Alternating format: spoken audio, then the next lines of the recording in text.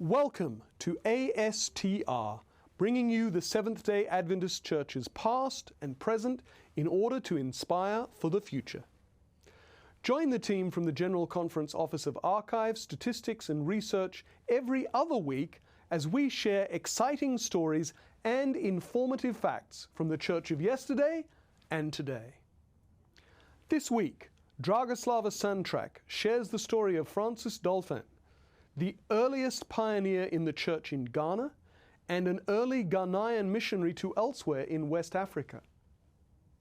I then share some facts about how the Seventh-day Adventist Church started to collect statistics, and Michael Juncker, one of our research specialists, relates the fascinating story of one of the most remarkable objects in the collections of the GC archives, a missionary map of the world used by the great church leader William Spicer. But first, this week in Adventist history.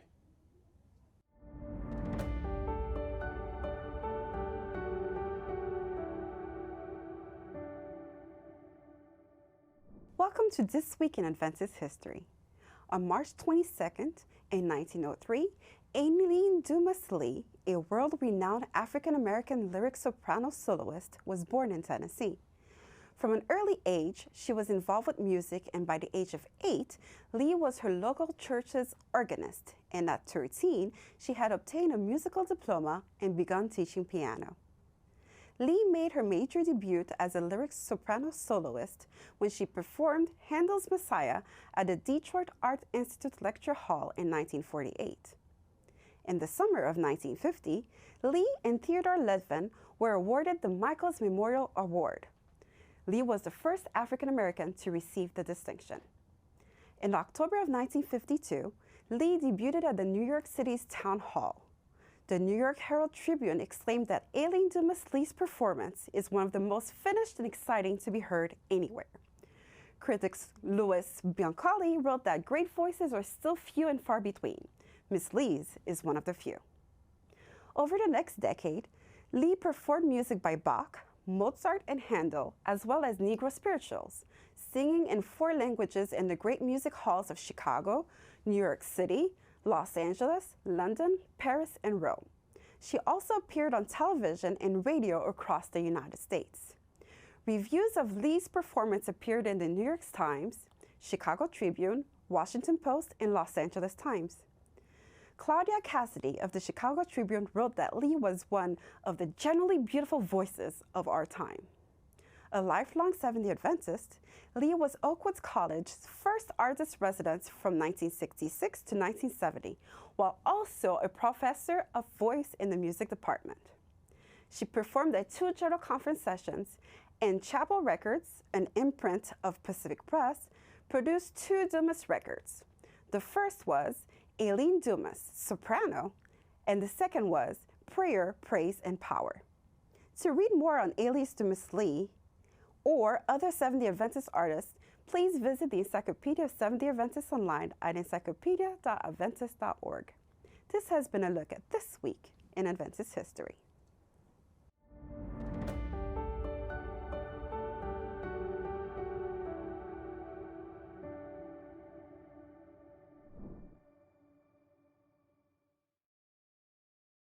Did you know that the General Conference Archives and the Reebok Memorial Library have a growing number of finding aids related to their collections? These guides to specific collections of enduring value help researchers get an idea of what they want to look at before making a physical visit to our office. You can find them at adventistarchives.org/ASTR-finding-aids. Today's story from the Encyclopedia of Seventh-day Adventist ESDA is about Francis I.U. Dolphin, the first indigenous Adventist worker in Ghana and the first indigenous Adventist missionary in West Africa. He was from Appam, a coastal town in the central region of Ghana. It's believed that his grandfather was a Dutch soldier who worked in what was then Britain's Gold Coast colony. Very little is known of Dolphin before his conversion into the Adventist faith in 1888 except that he was a trader dealing in rubber, palm products, gold, cotton goods, and hardware. Dolphin's first contact with Adventism was through his friendship with William Dawson. Both men were descendants of Europeans who worked in Ghana, former Methodist Christians and traders. Dawson had earlier traveled to America, where he found this new faith. He shared it with his friends, including Dolphin. Initially, Dolphin was not convinced. He didn't see why he should leave the well-established Methodist Church to embrace a one-man church until he received a tract about the Sabbath from a sea captain in 1888. Dolphin corresponded with the source of the tract through the address printed on it. He decided to share his newfound faith through the Gold Coast. Zealous and committed to his new faith, Francis Dolphin displayed a special interest in literature evangelism. From 1890, he corresponded with the International Tract Society of the Seventh-day Adventist Church through Mrs. S.L. Strong, Mrs. Jessie Wagoner, and Pastor Lawrence C. Chadwick. They sent him tracts, magazines, and booklets. Their support helped Francis to teach biblical truths to his family and neighbors who gathered to study on Sabbaths. His request for someone to be sent to teach them led to the first missionary visit by Pastor Chadwick to the West African coast from Dakar to Accra in 1892. In November 1896, Pastor C. Dudley Hale, the first American missionary to West Africa, visited Dolphin in Upham and spoke to him about joining the Adventist workforce. Dolphin accepted the invitation and officially became a full-time worker for the Adventist Church on January 1st, 1897, together with George Peter Grant. Dolphin and his two sons, together with Grant, were baptized into the Seventh-day Adventist Church by Pastor Hale on March 27, 1897, during Hale's 10 months in Ghana, the first Adventist baptism in West Africa. This photograph shows Dudley Hale with two other missionaries, plus Dolphin and Grant in the back row. Suffering from poor health, Pastor Hale was forced to leave the Gold Coast for a time, and Dolphin was sent to Sekondi, where he worked tirelessly, proclaiming his faith with almost no assistance until Pastor Hale was able to return in March 1903. Dolphin also managed the mission farm that Hale had secured before he left, located northeast of the Cape Coast Castle. The farm produced corn, sweet potatoes, tomatoes, other vegetables, plantains, bananas, palm nut, pineapple, pawpaw, yams, and other native fruits. When the new missionaries came to Ghana, Francis served as a translator for them as they spread the gospel message. In January 1906, Francis Dolphin went to Sierra Leone, West Africa, to assist American missionary David C. Babcock in the canvassing work there. Dolphin thus became the first indigenous West African Adventist missionary.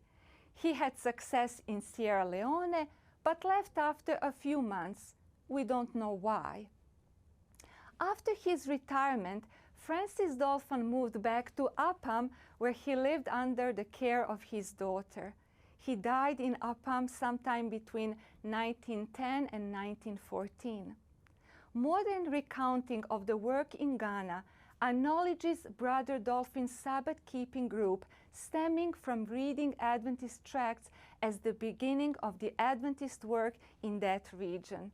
On the screen is a photograph of Dolphin's hand, a monument at Upham on the coast of Ghana, marking the origin of the Seventh-day Adventist Church in the country.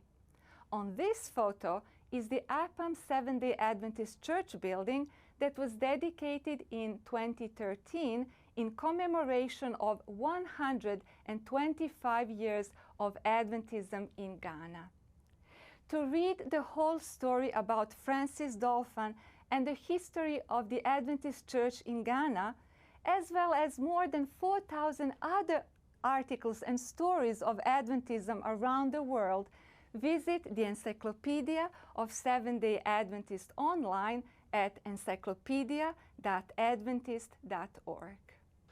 Perhaps you wonder about the origins of the annual statistical report, the Church's yearly publication of its statistics. Statistics were compiled and reported by Seventh-day Adventists from an early stage.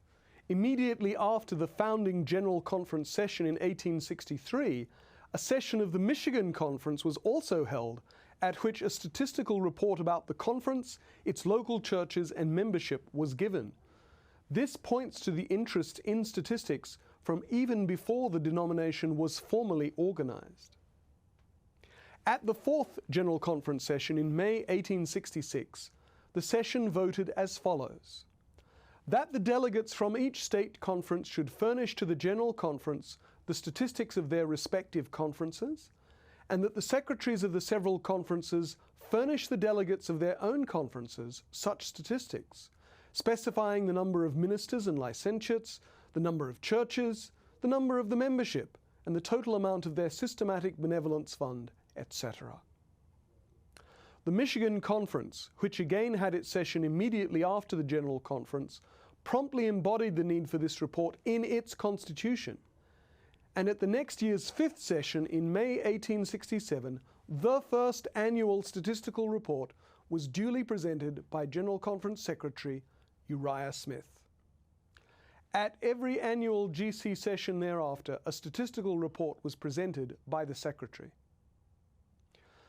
By the early 1900s, by which time General Conference sessions had become biennial, a report was given at each year's Autumn Council, today known as Annual Council, the report being given by the Statistical Secretary.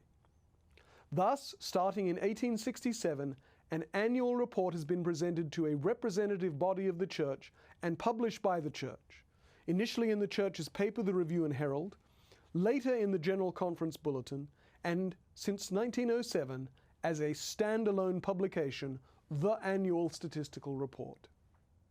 The information you've heard here is based on an article on the ASTR website at encyclopedia.adventist.org. And for more information on the Annual Statistical Report of the Seventh-day Adventist Church, go to adventiststatistics.org. That's adventiststatistics.org. On the wall outside of ASTR's Research Center hangs a missionary map of the world, which was donated to us in 2017. Published in 1906, this map was created by August Oman, who was a map publisher, draftsman, and engraver who worked out of New York City from 1898 to about 1925. The map measures approximately 46 by 86 inches, that's about 4 feet by 7 feet, or 1 meter by 2.2 meters. It depicts in 5 colors where many religions were practiced throughout the world and provides statistics for approximately how many people in the world were members of those religions around the year 1906. These statistics are based off of a world population of around 1.5 billion people.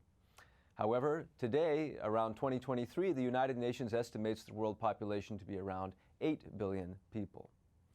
It is likely that this missionary map was once part of the order that the General Conference, by a vote made at what is now known as Spring Meeting, was made for such maps in April 1908.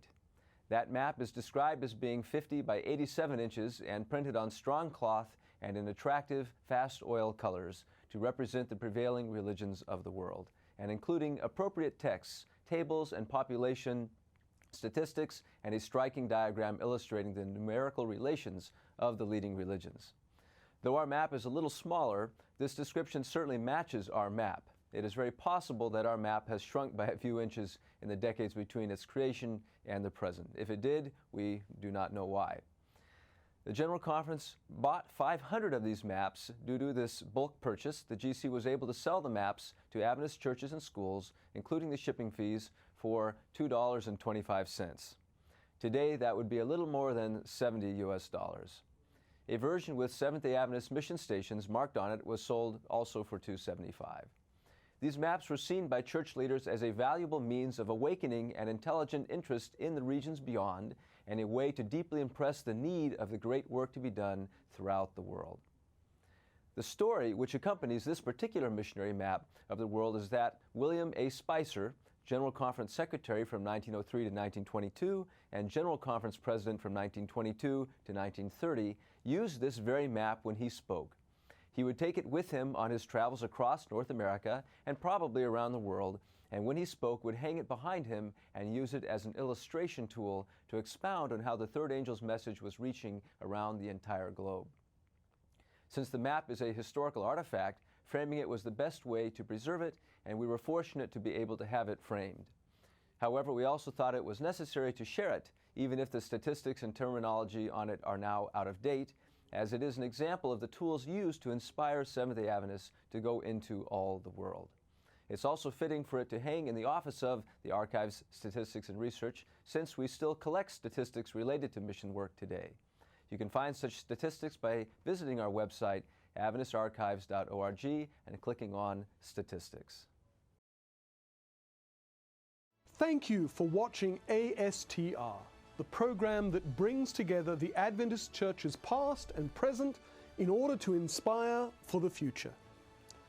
A reminder that if you want to receive more content from the General Conference Office of Archives, Statistics and Research, you can sign up to receive our quarterly newsletter, Telling the Story.